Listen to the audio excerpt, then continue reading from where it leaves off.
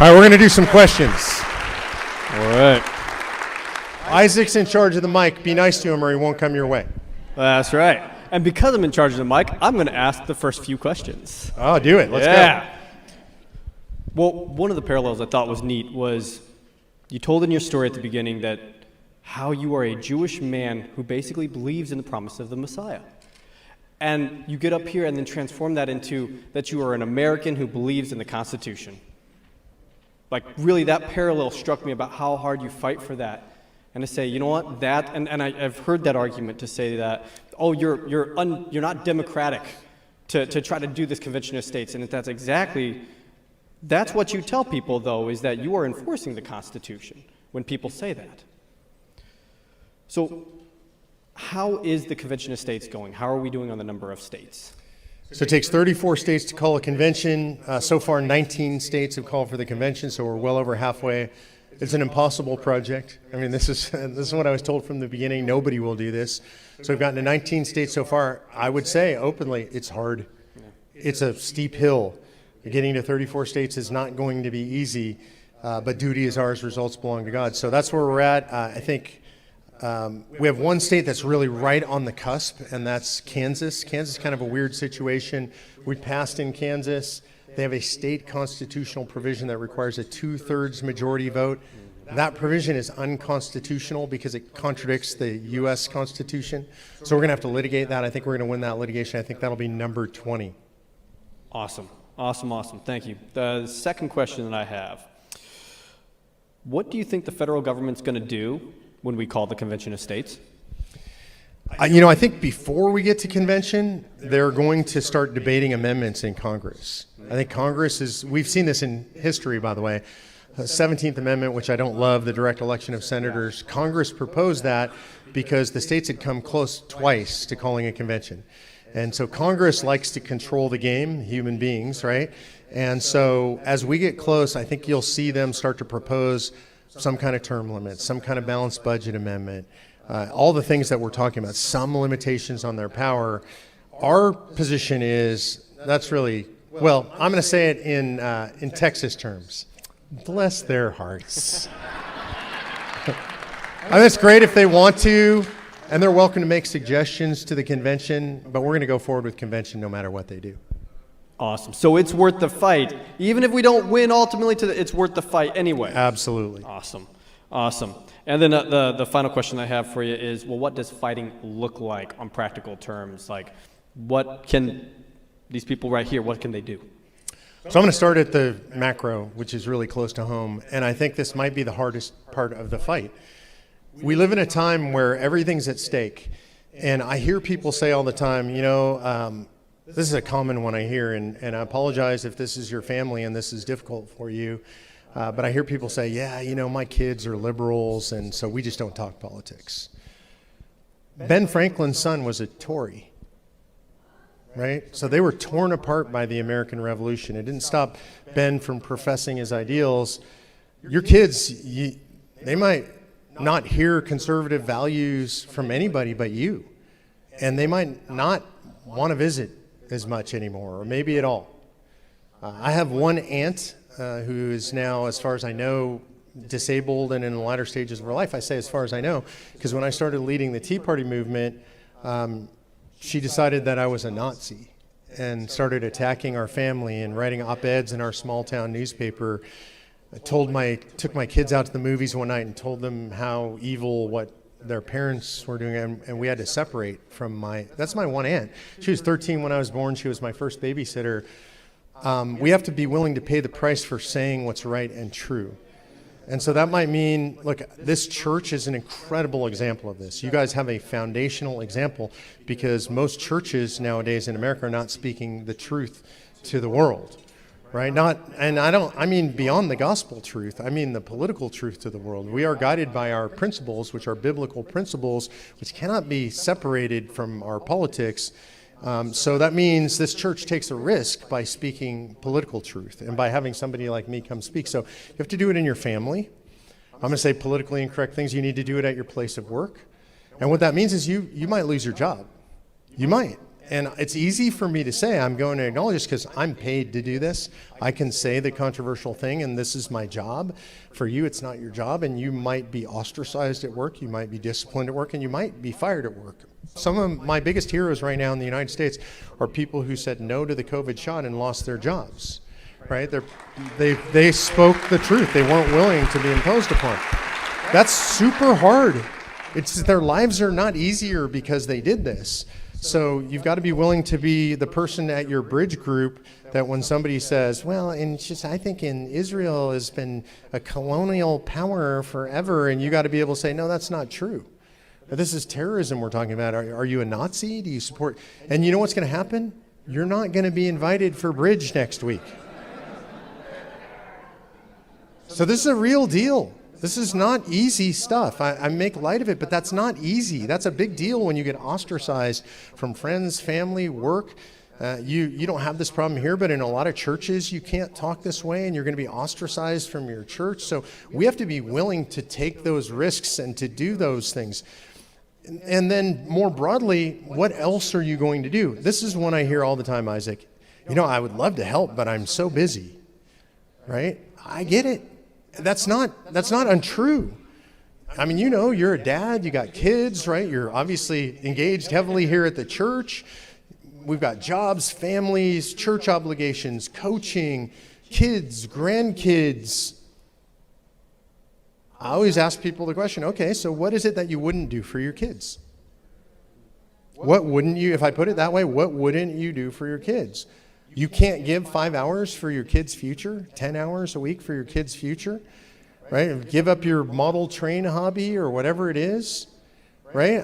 I know it's hard. Again, I don't mean to minimize this. All of this stuff requires that we make sacrifices. We live in a generation when most of us have not been asked to sacrifice for our country. I talked to my father-in-law before he passed away. He was a World War II vet, a Bronze Star recipient. He understood what it meant to sacrifice for his country. And most of us don't because we've just never been asked. It's not because we're bad people or we're lazy, or it's just we haven't been in that moment. One of my favorite Ronald Reagan quotes, he has so many of them and so many memorable ones.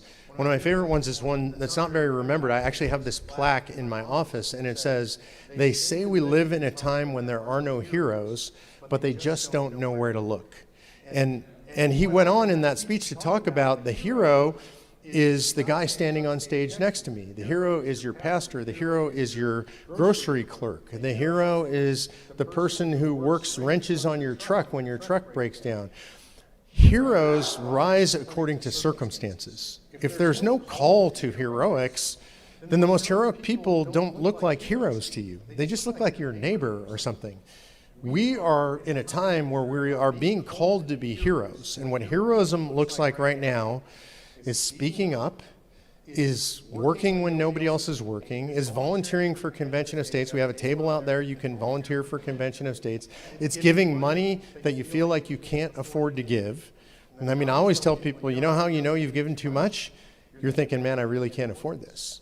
That's how you know that you've maybe given enough when you get to that point. And so do all of those things. Work for candidates, give money to candidates, knock on doors, be block walking, making phone calls for them, and do get involved in Convention of States. Convention of States, way more than just Convention of States. We're involved in elections. We're involved in pro-life activity.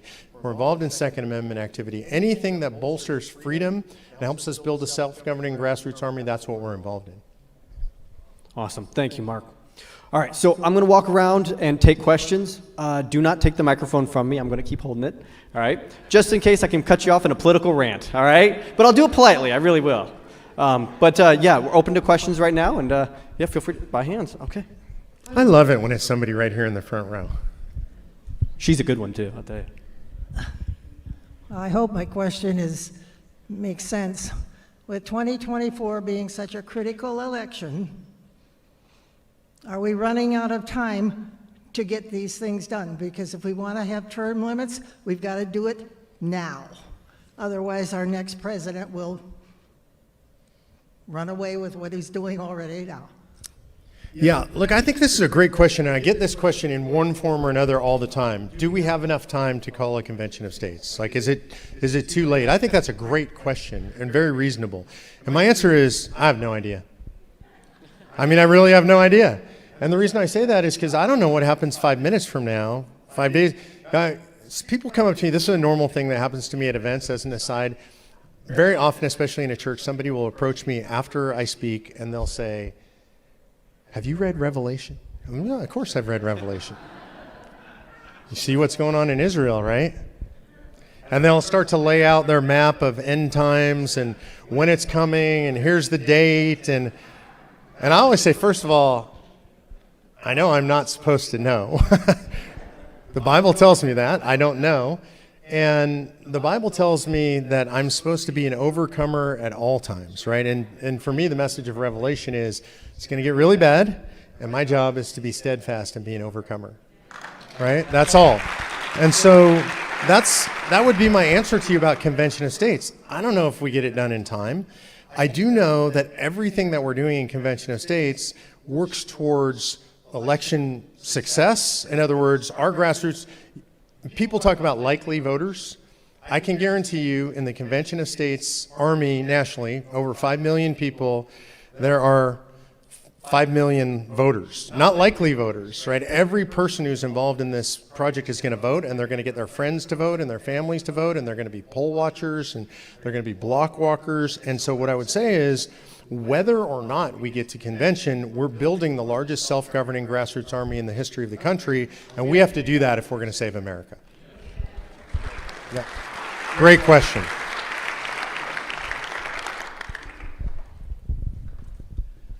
So I would like you to elaborate a little bit more on how you guys are exciting other states to be a part of this full-heartedly and to join the list that's on the back of the pamphlet. Sure. So there's, in our sort of pantheon of states, we've got two kinds of states. We've got what we call past states, like Indiana, states that have already passed the Convention of States resolution, and states that have yet to pass, which are states that are potential, what we would call harvest states for Convention of States. Every state matters. I mean, this is really interesting. I have people say to me, oh, California, like seriously. And whatever disdain you have for California, you're correct, first of all. I'm not going to defend California. Do you know that California has more registered Republicans than any state in the United States of America? Like, that's wild, more than Texas. Right? That's crazy. It's a big state. And so even smaller numbers proportionally are huge numbers. So part of what we're trying to do, that's what I would describe as a blue state. And blue states like New York or New Jersey or California, we encourage people to get involved in Convention of States because, good Lord, what else are you going to do? Right? California has a supermajority of Democrats in the legislature. The legislature is not going to be responsive immediately to Convention of States, but you know who is? City councils, school boards, county governments. 85% of the geography of California is red, but the people who are conservative like us don't control all that geography. They don't control all the levers and layers of government in all of those places. So in places that are more blue, what I'm trying to encourage people to do is get involved in the local fight. And we'll work towards Convention of States with those folks, but be involved at the city, state, and county level and the school board level in those places. In states like Indiana that have passed, that's equally important, by the way. We should be working together to take school boards, to take city councils and county boards. It would blow your mind how many cities in Indiana or counties in Indiana that are conservative by population and have liberal governance. It's stunning. Right? And it's because we haven't paid attention to that and the left has. And so in a state like Indiana, I encourage people to do the same thing.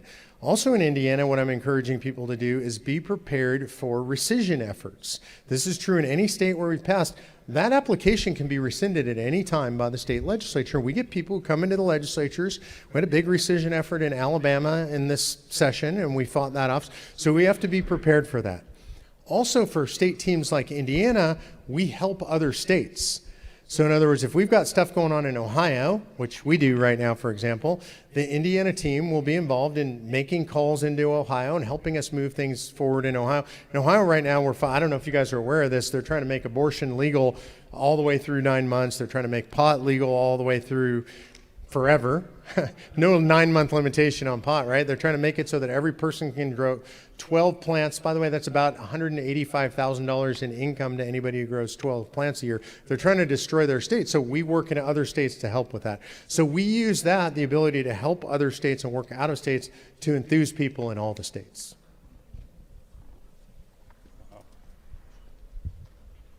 Hi, Mark. I'm a member of the grassroots, and what you see right here is pretty much the state leadership team of COS in Illinois. We really appreciate our brothers and sisters. God bless you guys for in coming. Indiana.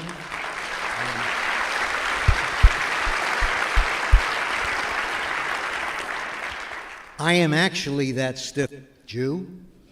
Me too. I'm observant in my Judaism. I'll be doing morning services tomorrow at 8 a.m. Thank you. And I read, oh gosh, my mind's gone blank. The Bible books. Dennis Prager, thank you. My wife. The best. I read Dennis Prager. And this is more a comment than a question, Mark, but I'm 75 years old. I may not see the convention in my lifetime. But my analogy is Moses never got to the promised land. That said, I work very hard, and my dear wife refers to COS as my 7-day-a-week, 24-hour-a-day, unpaid job, and it's my passion. Thank you, and God bless you. Before you go to the next question, I can't recommend it highly enough. Those Prager books are amazing, and that's what you just said, the Moses story. That's what Prager says about the Moses story in those books, right? He says that it is a model for us to show us that from an earthly perspective, most of us never make it to the promised land. Right? Moses was not allowed into the promised land.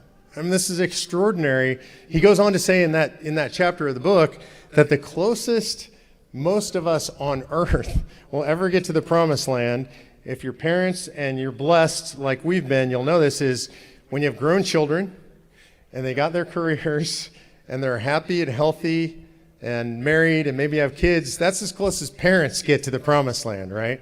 But I think this is really important, and I can't recommend it highly enough. If you want to have a foundation in your faith, Jew or Christian, there are no better books that I've ever read in my life than Prager's books on Torah. And 5 books of the Torah, he's written 3 of them so far. What's that? The Rational Bible is what it's called. And they're very rational. Dennis has, as an observant Jew, with a great respect for Christians and an incredible dialogue with the Christian community. I had a chance to sit down with him for dinner one-on-one not long ago. Total bucket list item for me to sit with Dennis Prager and ask him. I told him that I'm waiting for the next book because I've read the first 3, and he complained that I was putting too much pressure on him. So just know the next one's coming out soon. I think it's supposed to be out, I think he said October of this year. I don't know if he's on it. I'll text him afterwards and I'll tell him you and I are waiting for it. Isaac, we've got somebody over here too. David had a question. Go real ahead, quick. David. Mark, thanks for being such a great leader of our organization. My question is, could you comment why Nancy Pelosi said about 2 months ago, please trust us, we'd like to implement some term limits. Is it showing up on their polling data, or why would such a lady say such a statement? Well, if I had to guess, her term limit's going to be that everybody terms out of office when they're 112 years old, right? And she'll fake her age because I think she's already past that. No, I think it is. I think it is showing up in her polling data. I think they're realizing. By the way, this is polled for 35 years. We've polled term limits in the American public, not we as in me or our organization, but it's been consistently polled. The American people, about 85% of the American people are in favor of term limits on Congress. One quick thing I want to say about term limits on Congress. If you watch our Williamsburg experiment, and they came out with they talked about term limits, came out with the proposed term limits. And so I'm just going to do a quick test on the audience. They said 24 years is the appropriate term limit. That sounds terrible, doesn't it? All right, but now this is why I'm doing that test. So I think that sounded terrible, and they had some technicalities in there. It was 9 terms in the House. It was 4 terms in the Senate. Total time in the House and Senate not to exceed 24 years. That's the way they couched it. And so I talked to some of the folks that were there. Most of them are state legislators. I'm like, this is ridiculous. That's way too much. And they said, okay, Mark, who do you want to term out? You tell me who annoys you that you would want to term out. And my answer was like Pelosi, McConnell, Schumer, right? So the big names, all the ones that we know. And they said every single one of those has served well more than 24 years. And the reality is there's much more turnover in the Senate and the House than we recognize. We just happen to pay attention to the big names, the ones that have been there forever. 24 years would wipe out all those people I just named and a lot more that you might think of. And they said there's knowledge or value in institutional knowledge. I'm not saying I agree with them, but I'm saying sometimes when we look at something on the surface and we just, oh, that's terrible, 24 years. After talking to those guys, I'm like, oh, I get what you're saying. Because every one of those names, that's who I'm thinking of when I'm thinking of term limits. I'm not thinking of some guy that's been there for 5 terms, 10 years. I mean, look at our new Speaker of the House. He's on his 5th term right now, I think. Right? And so that's not what I'm thinking of when I'm thinking of term limits. Anyway, that's so Nancy Pelosi, I actually think what's going to happen to her is God's probably going to end her term before we do. All right, Mark, I want to respect everyone's time, so one more question from the audience here. I'm in Northwest Indiana. I'm not, unfortunately, here in this area. And I'm so frustrated with the Republicans in my area, the lack of what they're doing. They're satisfied with, we know what the Democrats are doing, so, and their organization and everything. So it's like they don't do anything to help. Like, I ran for school board a year ago. Thank you. I had no one from the Republican Party help me. No one. I was totally on my own. There's a young man that's running right now for our town board. We had a meeting, our town Republican meeting, and they barely even mentioned it. And I have been going for a couple of years to the Republican meeting, and I even go to other township Republican meetings to say, hey, can't you help? Tell us when to put up signs. Where do we get signs? How do we go to these doors? How do we get people to commit to help us? Just any way in helping. But they're just like, nothing. And what do I do to get rid of these leaders and to bring in? And another thing is, a few people have come to the Republican meeting because they took. I teach the Rick Green's class. Thank you. Love that. A couple of the people from that class have come to our meeting, and there's so nothing to do, and that they've stopped coming. And I say, don't stop coming. Keep putting the pressure on, but they give up. I don't know what else to do. I'm so frustrated. Yeah, so this is a problem all over the country, by the way. I travel, I've been in 49 states now, all over the country. I speak at a lot of stuff like this. Sometimes I speak at Republican events. Here's something I've never heard. The Republican Party in my area is awesome. Never heard that. Okay? Now, I'm sure it exists somewhere. Sorry if you're a member of a county committee or something that's really awesome. Maybe they exist, but I haven't run across them. And so here's what I'll tell you.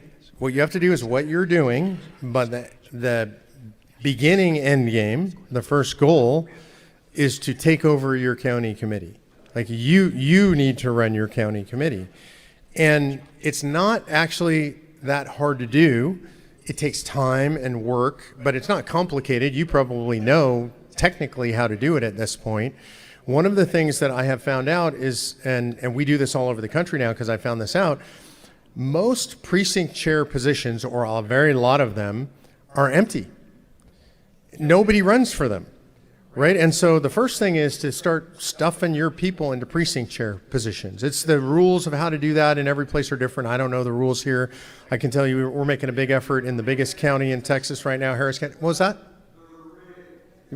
So they may be rigged, but I'm telling you, if you get enough people, you can take over a county party. We've done it all over the country. Over their objections, it can be ugly. You can end up in total warfare with these folks.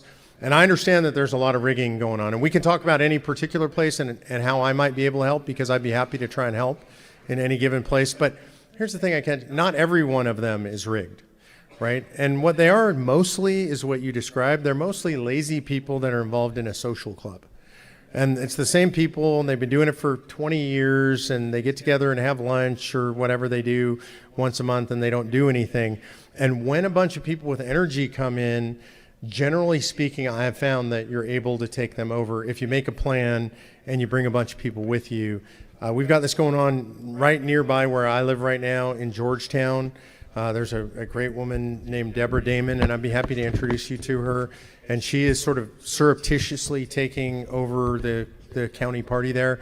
She's over 50% right now. She's not running for chair because she wants somebody else to stand up, and she'll continue the organizing. But I would say within a year, they will own that county party, and that's a model for us in Texas, because we got the same problem all over Texas. And a lot of times they rig the elections, they fix the way people get nominated, they control the precinct chair applications. There's all kinds of things that they do to control it if they want to keep you out. But in most cases, with enough muscle and grassroots, we found that we can force our way in, and I highly recommend that you do that.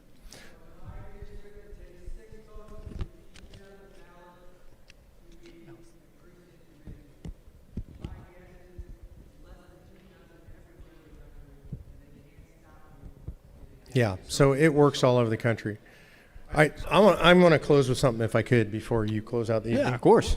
I briefly used the phrase earlier, lives, fortunes, and sacred honor. Rick Green, a lot of you know who Rick Green is. He teaches biblical citizenship. He's way smarter than me, knows way more about the Constitution than I do. And I was just out at Patriot Academy shooting with him. He's also a way better shot than I am. I'm humiliated to say. I'm working on that. I've taught Rick Green one thing, and it's this story. And he gives me credit for it. I really appreciate that, because I admire him so much. He's such a good friend of mine. Next to my desk on the wall, when I sit looking at my screen, up on the left is a Declaration of Independence. It's beautiful. It's hand calligraphied. I mean, literally the one I have, a really good friend of mine had it made for me, a woman in Texas. Hand calligraphies the whole thing. It takes her about 3 days to do the document. It's just beautiful. On parchment, it's spectacular. When he first gave it to me, it's my friend Tim Dunn I was describing earlier. What I didn't realize is that he had my signature put on there. It's pretty cool, huh? I know I don't look that old. My signature's on there, Patty's signature on there, he and his wife, and a couple other people that we've worked together in politics with. It really means a lot to me. It's kind of overwhelming to see that. Rick at Patriot Academy, they have you sign if you go through some of their Patriot Academy stuff, the kids. So I look at that all the time. I read it all the time. Like, I get up from my desk, I stretch my legs, I'll go stand there and I'll just read a few lines or, a paragraph of it. And so I can't say I have it memorized, but I've read it through and through over and over and over. And several years back, I was reading it and I came to the words lives, fortunes, and sacred honor. This is at the very end, right? Every one of us knows those words, lives, fortunes, and sacred honor. If I said lives and fortune, you would all say sacred honor. You could fill in any of those blanks. It's true for almost all Americans certainly all Americans who love America. How's that? And so I remember reading it, and it says they pledge their lives, fortunes, and sacred honor. And I thought, even though I just read to that point, I thought, what are they pledging to? Because when you read something and you've read it a whole bunch of times and you know the language, your mind just sort of skims ahead, right? And so when I get there, I just kind of skim ahead. And I thought, what are they pledging to? And I went back and I reread it. And what it says, there's a reference to... in the witness of divine providence, or the hand of divine providence, they're referring to God, we pledge to each other our lives, fortunes, and sacred honor. And I had never seen that before, which is really weird because I read it a lot of times. If you had asked me, I would have said, well, they pledge it to the country, or they pledge it to the flag, or they pledge it to the army. I mean, that a brand new country they had just made. Pledging life, fortune, and sacred honor to the United States of America would make perfect sense under those circumstances. Pledging it to the flag. How about Washington, right? The general of the Continental Army. All of those things would have made sense. To each other seemed odd and a little bit out of place when I first looked at it. And so over time, I started to think about what were they facing when they signed that document. That was their death warrant. Literally every one of those guys that signed that document, that was their death warrant. They had now committed treason against the king. It was probably their family's death warrant, their community's death warrant, their business's death warrant. Serious stuff. Franklin said that we have to all hang together, or most assuredly we'll hang separately. They knew what they were doing. When you live in a time like that, the idea of risk is real. And they knew that if they were going to face off against the king, against the Tories, against the power of the British Army, they needed each other. Of course, they always looked to God, and they say that, but they also knew that they would need each other. And so when they signed that paper, they looked around that room and they said, I'm going to count on you, and you can count on me. And that means a lot to me. And I read that over and over, and I tell this story very often, and I'll never stop telling this story as long as I'm in the fight, which is, for me, I say that every night.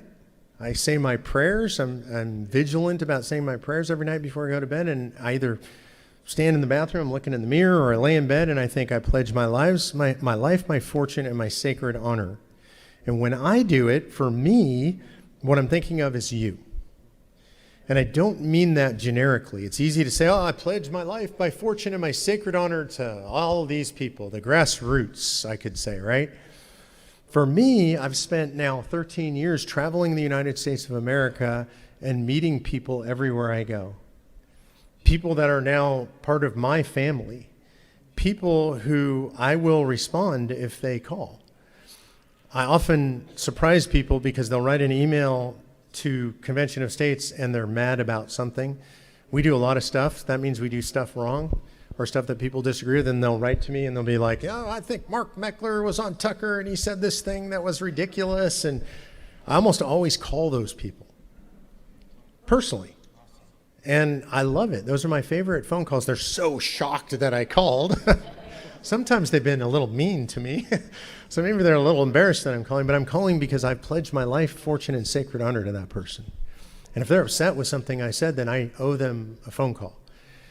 And sometimes I call somebody because they're in trouble and I'm trying to help. So what I want you to know tonight as I close out, that I've been here now. I consider you part of my family because you've tolerated me for a long time, and I appreciate that. And so to you, I pledge my life, my fortune, and my sacred honor to each of you. And what that means is if you need me, you can call. You can write. I'm one guy or one organization. I can't always fix it. I'm not necessarily going to be able to help, but know that I will try. And I hope that you, when you go home tonight, will think about that and will think to yourself, are you willing to do that?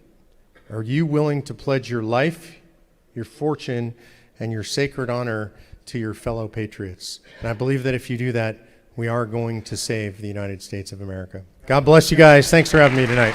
Yeah.